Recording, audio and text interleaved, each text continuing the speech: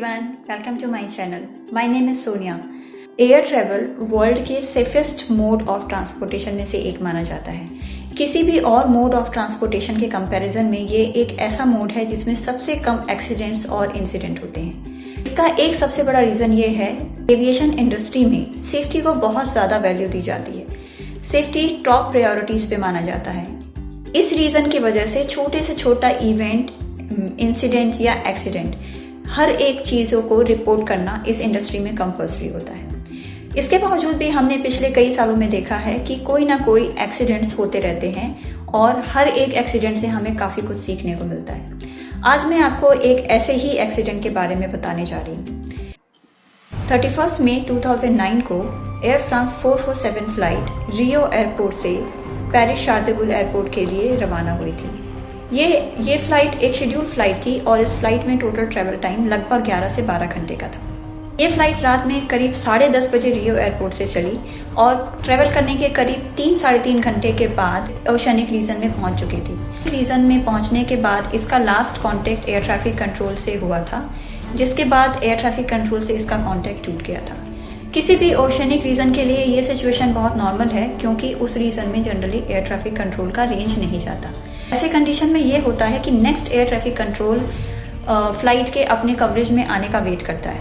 ये एक्सपेक्टेड था कि नेक्स्ट एयर ट्रैफिक कंट्रोल के कांटेक्ट में ये फ्लाइट करीब आधे घंटे के बाद आ जाएगी, लेकिन अनफॉर्चुनेटली ये फ्लाइट आधे घंटे के बाद भी किसी भी एयर ट्रैफिक कंट्रोल के कांटेक्ट में नहीं आई। एयर ट्रैफिक कंट्रोल ने अपनी तरफ से काफ़ी कोशिश किया इस एरोप्लेन से कांटेक्ट करने के लिए, बट इससे कोई भी कांटेक्ट एस्टेब्लिश नहीं हो पाया।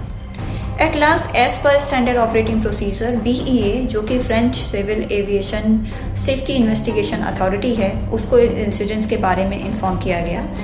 साथ ही कुछ फाइटर प्लेन्स को इस एयरक्राफ्ट को ढूंढने के लिए भेजा गया। काफ़ी कोशिश करने के बाद इस एयरक्राफ्ट के काफ़ी पार्ट्स उस रीजन से मिलने शुरू हो गए थे और ये चीज़ तो समझ में आ गई थी कि इस एयरक्राफ्ट के साथ कोई ना कोई काफ़ी बुरा हादसा हो चुका है। लेकिन क्या हुआ है, ये एक बहुत बड़ी मिस्ट्री थी। इस चीज़ को पता लगाने के लिए सबसे ज़्यादा इम्पॉर्टेंट चीज़ होती है फ्लाइट रिकॉर्डर। रिकॉर्डर एक बहुत ही इम्पॉर्टेंट इक्विपमेंट है, क्योंकि इसके पास हर तरह का कम्युनिकेशन एयरक्राफ्ट के अंदर और सारे मेजर इम्पॉर्टेंट डेटा की इंफॉर्मेशन होती है। इसीलिए जब भी कोई भी इन्वेस्टिगेशन करना होता है, सबसे पहला काम किया जाता है इस फ्लाइट रिकॉर्डर को फाइंड आउट करना। ये सभी जानते थे कि ये एक्सीडेंट ओशनिक रीजन में हुआ है, इसीलिए ये एक्सपेक्टेशन थी कि फ्लाइट रिकॉर्डर वहीं पे आसपास मिलेगा। टाइम भी बहुत कम था, क्योंकि ये फ्लाइट रिकॉर्डर के पास एक ट्रांसमीटर होता है जो कि सिग्नल को ट्रांसमिट करता है, ताकि कोई भी बंदा इसे ट्रैक कर सके। लेकिन ये सिग्नल का ट्रांसमिशन केवल 30 दिनों तक के लिए होता है, उसके बाद ये ट्रांसमिशन बंद हो जाता है। इसके बाद किसी भी रीजन में इस तरह के इक्विपमेंट को फाइंड आउट करना बहुत ही ज़्यादा मुश्किल होता है। इस चीज़ को फाइंड आउट करने के लिए सबमरीन्स काम पे लगाई गई। काफ़ी फाइंड आउट करने के बाद, काफ़ी कोशिश करने के बाद भी इस फ्लाइट रिकॉर्डर को फाइंड आउट नहीं किया जा सका। ये एक ऐसा इंसिडेंट था जो एविएशन इंडस्ट्री में काफ़ी समय तक मिस्ट्री बना रहा और इस साउंड रिकॉर्डर को फाइंड आउट करने के लिए काफ़ी एफर्ट एंड काफ़ी पैसे खर्चे किए गए। सक्सेसफुली आफ्टर 2 years, जून 2011 में ये फ्लाइट रिकॉर्डर ओशनिक रीजन से फाइंड आउट किया गया और उसके बाद पता चला कि एक्चुअली इस इंसिडेंट में हुआ क्या था। अब मैं आपको ये एक्सप्लेन करने जा रही हूँ कि इस इंसिडेंट में एक्चुअली क्या हुआ था। Air France 447 flight Airbus 330 flight model थी। इस फ्लाइट को एयर फ्रांस ने 2005 में खरीदा था। जनरली एयरबस 330 मॉडल्स की फ्लाइट की लाइफ करीब 40 से 50 साल की होती है। इससे आप ये समझ सकते हैं कि ये फ्लाइट काफ़ी नई फ्लाइट थी। एयर फ्रांस के लिए ये मॉडर्न एयरक्राफ्ट में से एक मानी जाती थी। एयरबस 330 एक ऐसी फ्लाइट है जिसको फ्लाई करने के लिए कम से कम 2 पायलट्स की ज़रूरत होती है, और इस तरह के एयरक्राफ्ट जहाँ पे आपका फ्लाइंग आवर्स 10 घंटे से ज़्यादा होता है, as per Air France procedure captain और अदर पायलट्स के लिए रेस्ट करना भी कंपल्सरी होता है। इसलिए इस एयरक्राफ्ट में 3 पायलट्स थे। इस एयरक्राफ्ट में लगभग 216 पैसेंजर्स, 9 केबिन क्रूज और 3 एयर क्रूज थे। जैसे ही फ्लाइट स्टार्ट हुई, उसी समय एक को पायलट रेस्ट करने के लिए चला गया था और करीब 3-3.5 घंटे बाद जब फ्लाई करके एयरक्राफ्ट ओशनिक रीजन में आ चुका था, उस वक्त पायलट ने, जो कि मेन पायलट और सबसे एक्सपीरियंस बंदा था, रेस्ट करने जाने के लिए को पायलट को वापस बुलाया। उसने दोनों को पायलट्स को ये इंस्ट्रक्शन दिया कि आने वाले समय में शायद टर्बुलेंस रीजन हो सकता है, इसीलिए उन्हें इन चीज़ों का ध्यान रखना होगा। जैसे ही करीब 2:01 पे पायलट यानी कि कैप्टन रेस्ट करने के लिए अपने केबिन में चला गया, उसके बाद ये दोनों पायलट्स एयरक्राफ्ट का कमांड संभाले हुए थे। इस समय एयरक्राफ्ट करीब 35,000 फीट पे फ्लाई कर रहा था और इसी के 2 से 3 मिनट के बाद वो क्लाउड रीजन में एंटर कर गया। क्लाउड रीजन में बहुत सारे वाटर पार्टिकल्स होते हैं और अगर आप इस 35,000 फीट का टेम्परेचर देखें तो वो करीब -30 से -40 डिग्री सेंटीग्रेड होता है।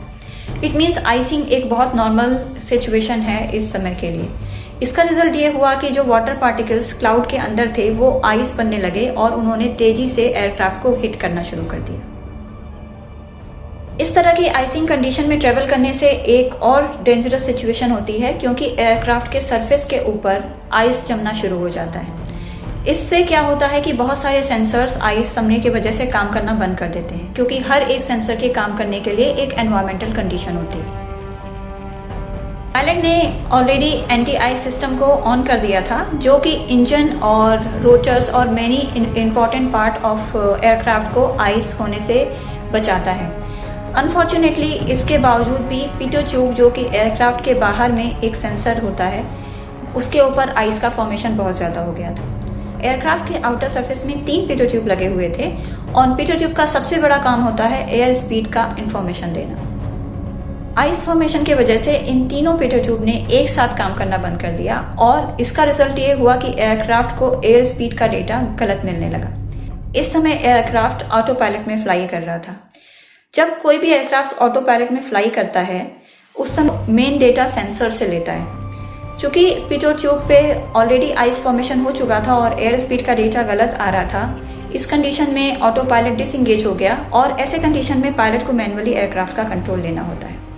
After 2 to 3 seconds auto thrust system भी डिसएंगेज हो गया और इसका रिजल्ट ये हुआ कि थर्स्ट भी अब पायलट की रिस्पॉन्सिबिलिटी थी कि एयरक्राफ्ट के इंजन को कितना थर्स्ट देना है।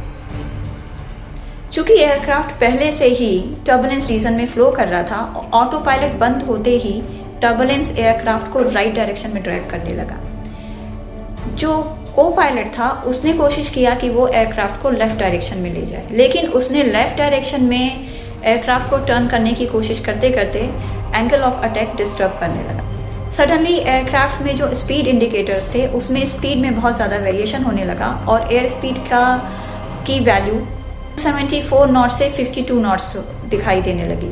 को पायलट पहले से ही काफ़ी कंफ्यूज हो चुका था। उसने इस सिचुएशन को संभालने की कोशिश की और इसके लिए उसने एयरक्राफ्ट की नोज अप करने की कोशिश किया। उसे ऐसा लग रहा था कि स्पीड काफ़ी कम हो रही है और वो एयरक्राफ्ट की स्पीड को बढ़ाने के लिए लिफ्ट करने की कोशिश कर रहा था। ऑलरेडी एयरक्राफ्ट 35,000 फीट पे था और जिस तरह से एयरक्राफ्ट की नोज अप करके और क्लाइंब करने की कोशिश की गई, वो रेट इतना हाई रहा कि थोड़े ही समय में एयरक्राफ्ट करीब 38,000 फीट हाइट पे पहुंच गया। 38,000 फीट उस एयरक्राफ्ट के लिए मैक्सिमम हाइट थी और उस समय इंजन भी 100% थर्स्ट पे काम कर रहा था। एंगल ऑफ अटैक भी 30 डिग्री से ऊपर हो चुका था, जो कि एक काफ़ी डेंजरस सिचुएशन थी। इसका रिजल्ट ये हुआ कि एयरक्राफ्ट अब स्टॉल कंडीशन में आने लगा। इमीडिएटली अपने पायलट को इन्फॉर्म किया कि मेरे से अब कंट्रोल नहीं हो रहा है। पायलट ने एक बहुत अच्छा डिसीजन लिया। उसने अपने साइड स्टिक को फॉरवर्ड करने की कोशिश की ताकि वो स्टॉल की सिचुएशन से बच सके, लेकिन को पायलट इस समय भी अपनी साइड स्टिक को लेफ्ट की तरफ खींचा हुआ था। पायलट द्वारा लिया गया ये स्टेप इस एयरक्राफ्ट को बचा सकता था। एक बंदा अप करने की कोशिश करता है, एक बंदा डाउन करने की कोशिश करता है और एयरक्राफ्ट के फ्लाइट मैनेजमेंट सिस्टम को डेटा एग्जैक्टली समझ में नहीं आया कि उसे किस कमांड को फॉलो करना है। इस समय तक कैप्टन भी अपने केबिन से बाहर आ चुका था और उसने तुरंत ही अलार्म इंडिकेशंस को देख के बोला कि what you people are doing. Pilot ने उसको इमीडिएटली बताया कि वो स्टॉल से बचने के लिए नोज डाउन करने की कोशिश कर रहा है, लेकिन वो नोज डाउन नहीं हो रहा है। कैप्टन को इमीडिएटली पता चल गया क्योंकि उसने को पायलट को साइड स्टिक लेफ्ट करते हुए देख लिया था। कैप्टन ने इमीडिएटली को पायलट को साइड स्टिक छोड़ने के लिए बोला। अनफॉर्चुनेटली तब तक बहुत देर हो चुकी थी। एयरक्राफ्ट की स्पीड काफ़ी कम हो चुकी थी। एयरक्राफ्ट 11,000 फीट पर मिनट की स्पीड से नीचे गिर रहा था। थोड़े ही समय में ग्राउंड प्रॉक्सिमिटी वार्निंग सिस्टम चालू हो गया और उसने ये इंडिकेशन दिया कि अब एयरक्राफ्ट क्रैश करने वाला है। थोड़े ही समय में एयरक्राफ्ट क्रैश हो गया। ये वर्स्ट सिचुएशन 2:10 से स्टार्ट हुई और 2:14 तक एयरक्राफ्ट क्रैश कर चुका था। इस इंसिडेंट को केवल पढ़ के आपको एक्सप्लेन करने में जब मुझे इतनी तकलीफ़ हो रही है, सोचिए उन लोगों को कितनी तकलीफ़ हुई होगी जिनके फैमिली मेम्बर्स इस एक्सीडेंट में मारे गए। काश उस दिन एयरक्राफ्ट इन क्लाउड्स के पार नहीं गया होता। काश उस दिन कैप्टन आधे घंटे के बाद रेस्ट करने गया होता। काश तीनों पेट्रोल ट्यूब एक साथ खराब नहीं हुए होते। काश को पायलट उस दिन पैनिक नहीं हुआ होता।